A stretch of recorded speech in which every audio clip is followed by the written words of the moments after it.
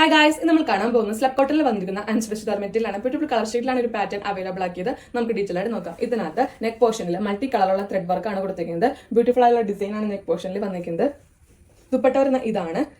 Same കളറിലുള്ള thread വർക്കും സീക്വൻസും ആണ് കൊടുത്തിരിക്കുന്നത്. ഇതെല്ലാം 2.5 മീറ്റേഴ്സ് ആയിട്ടുള്ള ഫാബ്രിക് ആണ്. ബോട്ടം വരുന്ന ഷാൻഡിങ് ഫാബ്രിക് ആണ്. സ്ലബ് കോട്ടന്റെ പ്രത്യേകത നമുക്ക് ഡെയിലി വെയർ ആയിട്ട് യൂസ് ചെയ്യാൻ പറ്റുള്ള അടിപൊളി സെറ്റ് ആണ് കേട്ടോ. നെക്സ്റ്റ് കളർ നോക്കാം.